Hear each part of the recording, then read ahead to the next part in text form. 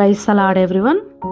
ప్రియ సహోదరి సహోదరులందరికీ మన ప్రభువును మన రక్షకుని యేసుక్రీస్తు వారి శ్రేష్టమైన నామంలో శుభాభివందనములు. ఈరోజు జీవాహారము అపోస్తలుడైన పౌలు రోమీలకు రాసిన పత్రిక 3వ అధ్యాయము 24వ వచనము. కాబట్టి నమ్మువారు ఆయన కృపచేతనే క్రీస్తు యేసునందుడి విమోచనము ద్వారా ఉచితముగా నీతిమంతులని తీర్చబడుచున్నారు. Being justified freely by His grace through the redemption that is in Christ Jesus. హల్లెలూయా. రోమీలకు రాసినటువంటి పత్రిక అపోస్తలుడైన పౌలు గారి అతి శ్రేష్టమైన ఒక సృష్టి. క్రొత్త నిబంధనలో చేర్చబడినటువంటి 13 పత్రికల్లో యేసుక్రీస్తు యొక్క కార్యములను ఉపదేశములను గూర్చి చెప్పబడగా రాయబడగా, రోమా పత్రిక మాత్రము క్రీస్తు యొక్క బలి మరణము యొక్క ప్రాముఖ్యతను గురించి నొక్కి చెబుతున్నది. ఇటువంటి శ్రేష్టమైన పత్రిక గురించి దేవాది దేవునికి వందనాలు స్తుతులు స్తోత్రములు కలుగును గాక. ఉచితమైన కృపచేతనే ఉచితముగా మనం నీతిమంతులమని తీర్చబడుతున్నామట. ఇది కృప అంటే ఒక బహుమానము ఇవ్వాలంటే అర్హత గలవానికి ఇవ్వడము న్యాయము. అర్హత గలవాన్ని పక్కన పెట్టి అర్హత లేని వాడికి ఇచ్చినట్లయితే అది అన్యాయము. కానీ అర్హత లేని వారికి అర్హతను కల్పించినదే కృప.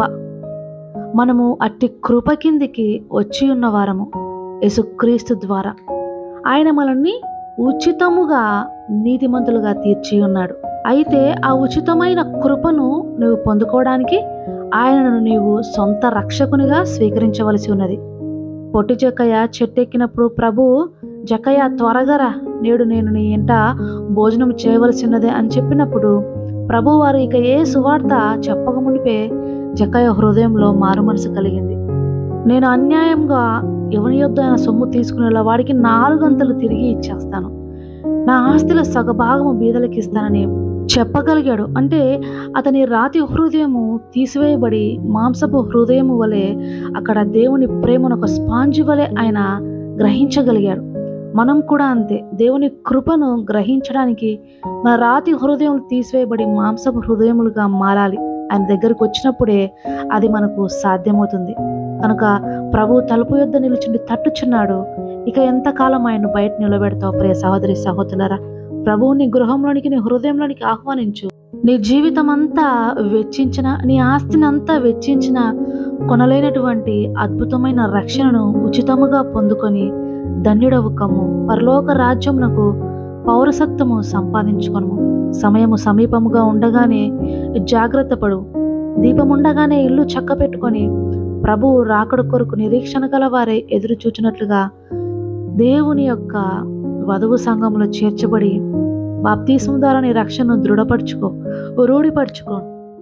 దేవుడు ఈ వాక్యమును మీ హృదయంలో స్థిరపరిచి ఫలింపచేసి మిమ్మల్ని ఆయన రాజ్యమునకు అర్హులుగా చేయనట్లు కృప కిందకి మీరందరూ వచ్చుదురుగాక. ఆమేన్. కళ్ళు మూసుకొని ప్రార్థనలో ఏకీభవించండి. ప్రార్థన.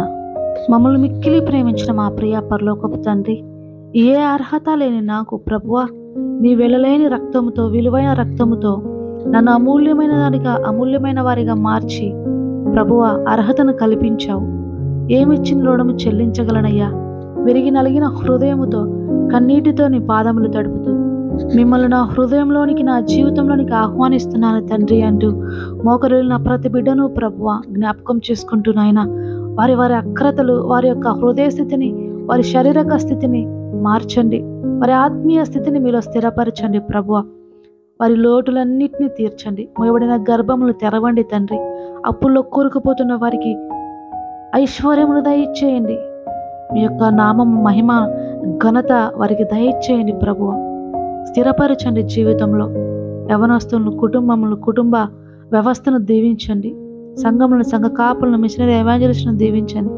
ప్రయాణించే వారికి క్షేమంగా గమ్యస్థానం చేర్చండి తండ్రి. హాస్పిటల్ ఆరోగ్యాలతో బాధపడిన వారిని ముట్టండి, స్వస్థపరచండి తండ్రి. పరిచర్య అంతటిని నూరంతలుగా ఫలింపచేయమని సమస్త స్తుతి, మహిమ, ఘనత మీకే చెల్లిస్తూ త్వరలో రాబోచున్న నా యేసు నామంలో అడిగి వేడుకుంటున్నాను పరమ తండ్రి. ఆమేన్. God bless you all. Have a good day.